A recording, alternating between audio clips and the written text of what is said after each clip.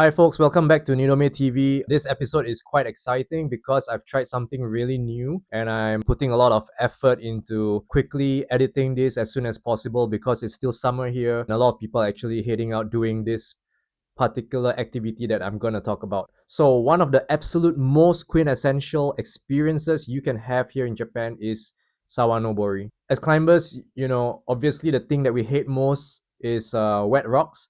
So when I first saw photos of people actually climbing in the river, I told Sei-san, a fellow climber, why are people actually climbing on wet rocks in the river? So who would want to do that, right? I mean, that's just crazy. I saw pictures, I saw videos, and I thought they were just straight up loco. So turns out Sei-san is actually the most passionate Sawanobori person in our climbing group. To make up for my rude but really honest opinion, I knew I had to give it a try to see if it was really indeed something, silly as it seems, or maybe just maybe it's something really, really fun. So before we jump into the video of the actual experience itself, I think it's worth sharing some insights on Sawanobori and why it's probably one of the coolest damn thing on this planet. So most people tend to confuse Sawanobori with canyoning, which is popular in the Western world. What's the difference, right? So canyoning is where you go downstream, you rappel, you jump into the river, you slide down. Basically, gravity does most of the work. And Sawanobori is where you actually go upstream instead. Yes, basically you become a salmon. So you are climbing up against waterfalls, swimming against currents, putting technique and strength to the test, especially because tread climbing is often involved, just using natural protection. So you have to know your stuff, right?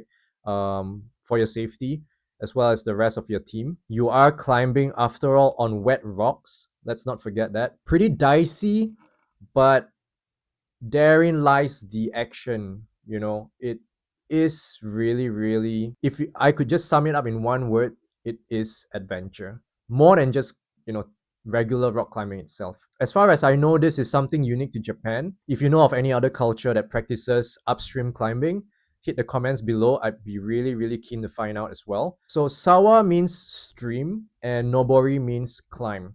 So Sawanobori literally means stream climbing.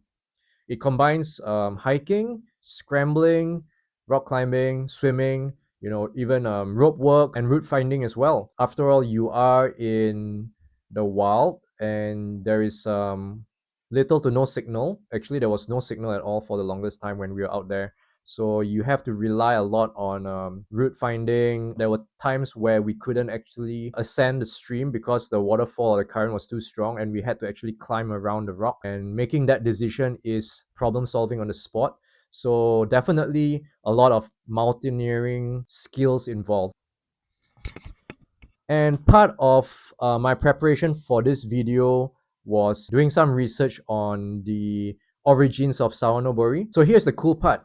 Sawanobori wasn't invented as a sport, so why does it exist? For centuries, people living in Japan's mountain regions, they often found that these streams were the easiest routes to navigate the dense forest because many of the areas were covered in bamboo, or I think they're called kumasasa, and this made the mountain sites almost impassable. Whereas you have, rivers that provided these natural passages, acting almost like corridors through the mountains. So hunters, you have people like the charcoal makers, the foresters, the pilgrims, and obviously the villagers, traveling from one remote settlement to another, and they would often follow these waterways, and obviously that's going to involve going upstream, and they have to cross waterfalls, narrow gorges, and this method of getting around was more of a practical necessity. So it was born out of an essential need in terms of getting from one place to another,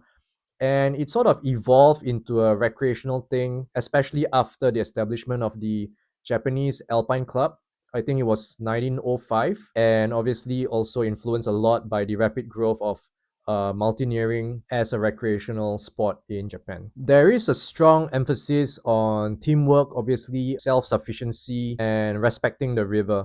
So this part, when it comes to seeing and treating the river as a living thing, mountains and waterfalls here in Japan, they are regarded as sacred places associated with the Shinto religion as well as the practice of Shugendo. In fact, the place that we've gone to this time was within the Omine Mountains, which happens to be the center of the Shugendo practice for over 1,300 years.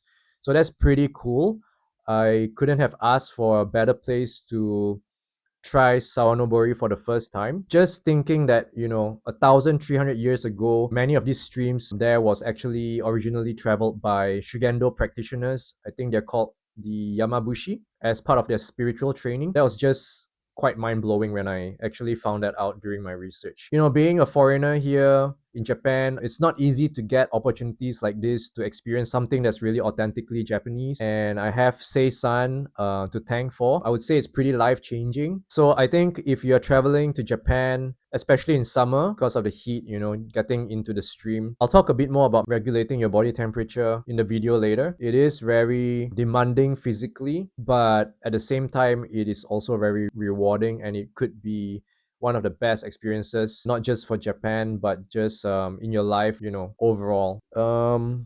I would say that you don't necessarily need to be a climber, especially if you have a majority of climbers in the same group that's bringing you out. I think they can actually set up their natural protection with their gear, and you would be then tied to a rope. But what is essential is definitely you have to be a really good swimmer, because the currents are seriously something that you would have to contend with. They are very powerful. It can be quite dangerous if you get swept away by the currents, and if you do not have strong swimming skills, you might panic. If you're planning to try this, make sure that you are a strong swimmer, or you can always strap on a life vest, which would increase your safety tremendously. So that's it. Let's head straight into the video. I'm gonna talk through some of the items that I prepared for Sawanobori. So if you're gonna give it a try, you would get a rough idea of the essentials that you need to bring along. So let's start. I hope you enjoy the rest of the video. So first of all, we have the Sawanobori shoes. I got this from Monbel. They come in two variations. A sole that's made of felt and a rubber sole that's better for rocks. I'll talk more about it in a separate video. And then we have the waterproof bag to keep your essentials dry. That goes into the lightweight backpack here. I've got my summer helmet, which is essentially just a bicycle helmet. I've got my ATC, my cord, my sling, and extra long slings to build an anchor if we need to rely on natural protection there. And of course the harness that goes on the entire trip, as well as these gloves from the hardware store. So this is just to protect your fingers as well as to help you retain some warmth. Protein bars and a water bottle and a headlamp in case we get stranded and it gets dark. Batteries to go with that. Waterproof phone case from Daiso, which is only 100 yen, and it comes with the cord as well, so I tie that to my harness and I keep it clipped for easy access. Moving on to the clothes, I have a rash guard which helps me retain heat. It's important not to go with cotton materials because you don't want to absorb all the water that gets you really bogged down with extra weight. I have a long pants equivalent of that rash guard here to retain heat, and a gym top as well as surf shorts to go over them. And I've also got this fleece top to keep me warm in case of any emergency. And that's it.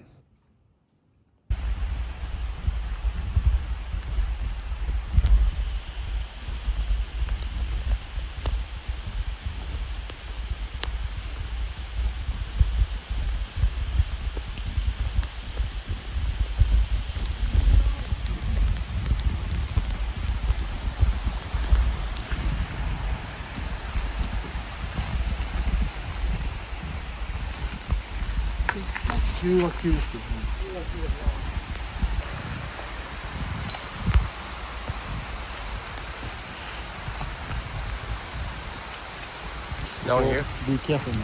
Okay. 一番危ない。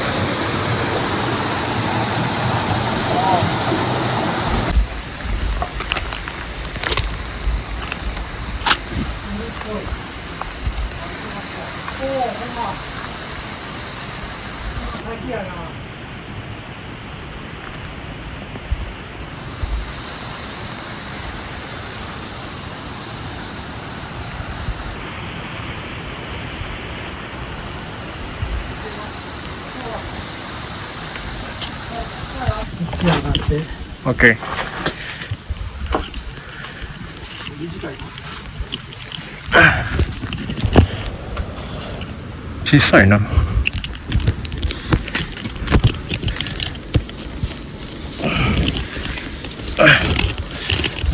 OK OK。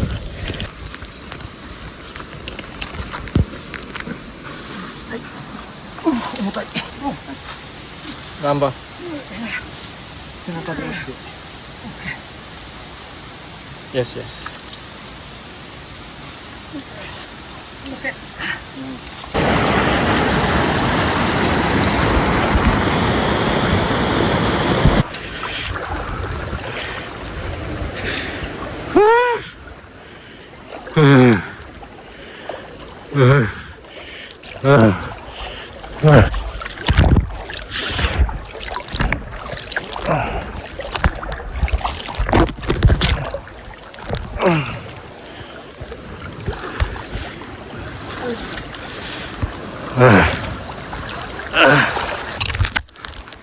寒かった。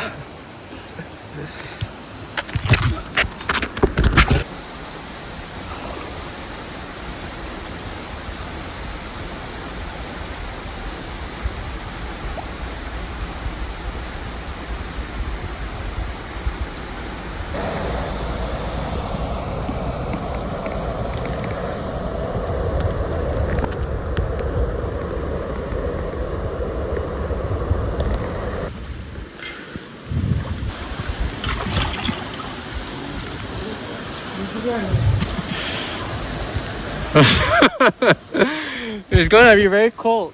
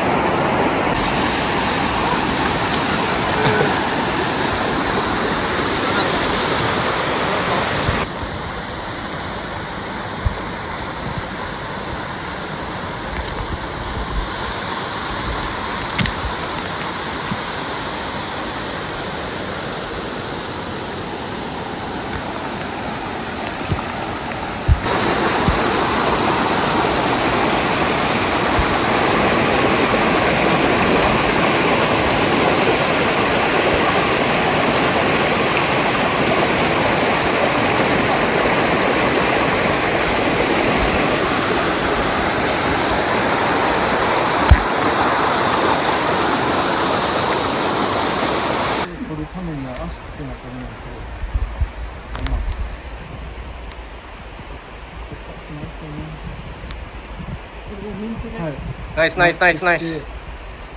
今は大丈夫ですね。カモン。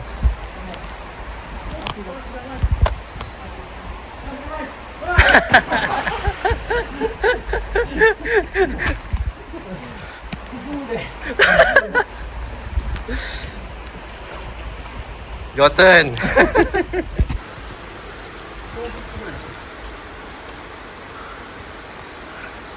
Oh, nice. Nice.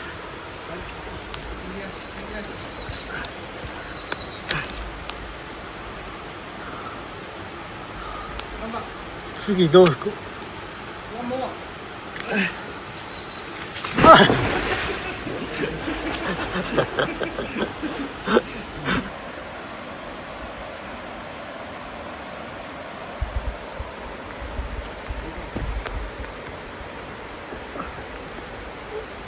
？Yes, yes, yes. And then おー yeah, okay, okay, nice. Kaba, right hand, yes, okay.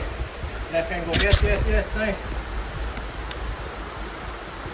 Yeah, that one. Come on. お Come on, come on, ナイス。頑張っ。 come on. Come on, come on, come on, come on. More shot, okay.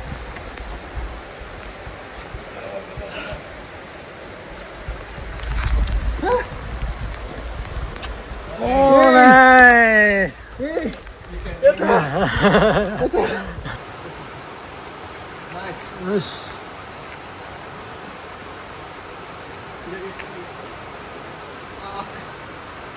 足上げれるか。